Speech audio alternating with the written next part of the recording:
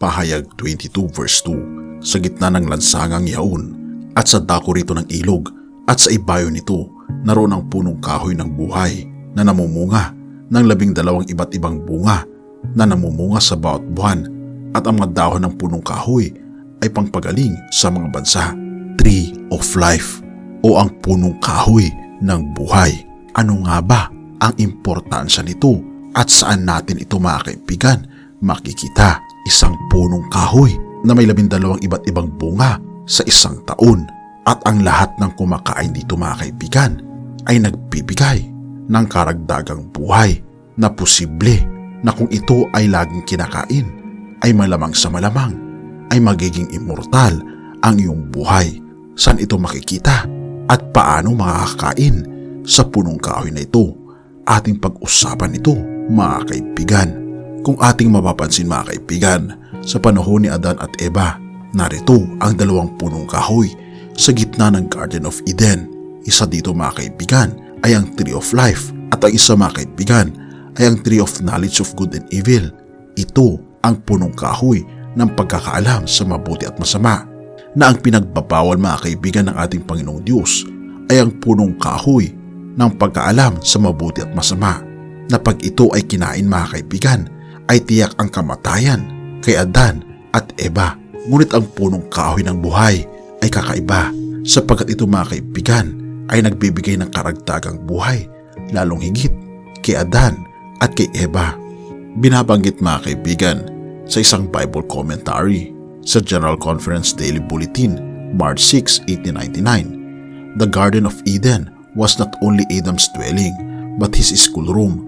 As in that school, so in the school of earth today, 2 trees are planted, the tree of life, which bears the fruit of the true education, and tree of knowledge, yielding the fruit of science falsely so-called, who have a connection with Christ, have access to the tree of life, a source of knowledge, in which the world is ignorant. Kung ating mapapansin, mga kaibigan, ang 2 punong kahoy ay nire-represent, mga kaibigan, sa mas malalim na meaning, na ang tree of life, mga kaibigan, ay tumutukoy sa knowledge o wisdom na galing sa ating Panginoong Diyos, na ito ay magbibigay, mga kaibigan, ng buhay sa tao. While on the other hand, mga kaibigan, ang tree of knowledge of good and evil ay tumutukoy, mga kaibigan, sa siyensya na connected, mga kaibigan, sa mundo. Ngunit kung hindi ito i-connect, mga kaibigan, sa ating Panginoong Diyos, ito ay magiging useless. The Upward Look, page 224. The knowledge that comes from God is the bread of life. It is the leaves of the tree of life, which are the healing of the nations. The current of spiritual life thrills the soul as the words of Christ are believed and practiced. Thus, it is that we are made one with Christ. The experience that was weak and feeble becomes strong. It is eternal life to us if we hold the beginning of our confidence firm unto the end.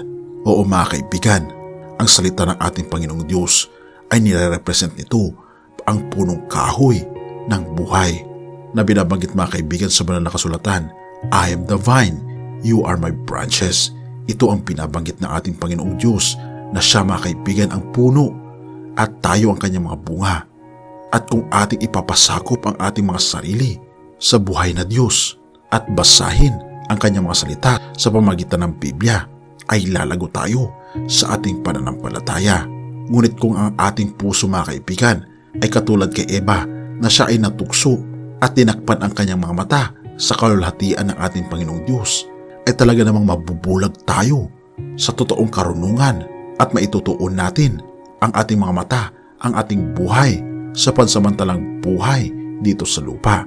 At pag minahal natin, mga kaibigan, ang mundo, ay hindi natin magiging mahal ang ating Panginoong Diyos. 1 John 2 verse 15, do not love the world or anything in the world. If anyone loves the world, love for the Father is not in them. Oo, mga kaibigan, napakabigat nito, sapagkat ang pagmamahal sa mundo ay binubulag ang ating pagmamahal sa ating Panginoong Diyos. At dahil, mga kaibigan, sa kasalanan ni Adan at Eva, hinugot ng ating Panginoon ang tree of life, ang punong kahoy ng buhay, at dinala ito, mga kaibigan, sa langit na bayan. Kaya naman, mga kaibigan, ang tao ay nagsimulang magkasakit nagsimula mga kaibigan na pumayat at nagsimulang mamatay dahil nawala ang source mga kaibigan ng buhay sa presensya ng mga tao. At dito nagsimula mga kaibigan ang mga sakit at nagsimula mga kaibigan ang kamatayan. Ngunit ito mga kaibigan ang good news. Dahil sa pagmamahal ng ating Panginoong Diyos sa atin, ibinigay niya ang kanyang bugtong na anak, ang katangi-tangi niyang anak, na sa paghugot niya mga kaibigan ng Tree of Life, na source ng ating immortal life, ay binigay niya ang kanyang anak na si Jesus Christ upang tayo mga kaibigan ay magkaroon ng eternal life. John 3:16, For God so loved the world that He gave His only begotten Son, that whosoever believes in Him should not perish but have eternal life. Oo mga kaibigan, ito ang pangako ng ating Panginoon na ang susi mga kaibigan ng ating pagpunta sa langit ay ang ating Panginoong Hesus. At pagdating natin sa langit mga kaibigan, nandoon ang Tree of Life, nandoon ang punong kahoy ng buhay na namumunga mga kaibigan ng 12 klase ng bunga sa loob ng 1 taon. At sa pagkain mo dito mga kaibigan, binabanggit sa banal na kasulatan, ay magdadagdag ito ng immortal life natin sa langit na bayan. Kaya naman hindi na tayo mamamatay doon dahil sa Tree of Life. At ang mga dahon nito mga kaibigan ay magbibigay ng healing sa lahat ng ating mga deformities, na ang ating mga itsura mga kaibigan na hindi ka nais-nais ay magiging perpekto sa langit na bayan. Revelations 2 verse 7. Ang may pakinig ay makinig sa sinasabi ng Espiritu sa mga iglesia. Ang magtatagumpay ay siya kung pakakanin ng punong kahoy ng buhay na nasa paraiso ng Diyos. Oo mga kaibigan, binabanggit niya dito na ang tao mga kaibigan na magtatagumpay hanggang sa huli, hanggang sa katapusan ng mundo, hanggang sa pagdating ng ating Panginoong Hesukristo, ay mamanahin ang langit na bayan at makakatikim sa punong kahoy ng buhay na inihanda ng ating Panginoon para sa atin upang tayo ay magkaroon ng buhay na walang hanggan. Pero ang good news mga kaibigan, hindi sa pagkain ng bunga ng Tree of Life mag-uumpisa ang ating buhay na walang hanggan, kundi ito ay mag-uumpisa mga kaibigan kapag inaccept natin si Jesus Christ bilang ating tagapagligtas, bilang ating Savior. At dito mag-uumpisa ang ating buhay na walang hanggan. Na although tayo ay makakaranas ng kamatayan, ngunit purihin ang Panginoon dahil pagkatapos ng kamatayan ay mamanahin natin ang buhay na walang hanggan. Ngunit hindi naman lahat mga kaibigan ay mamamatay, sapagkat pagdating ni Jesus, may mga tao na buhay na kanyang dadatnan na mamanahin ang langit na bayan at makakakain sa punong kahoy ng buhay na hindi mararanasan ang kamatayan. Kaya naman mga kaibigan, nais ng ating Panginoon na pag-usapan natin ang langit. Pag-usapan natin mga kaibigan ang buhay sa hinaharap. Higit sa lahat, pag-usapan natin ang pag-ibig ng ating Panginoong Hesukristo. Makita natin ang kanyang sakripisyo.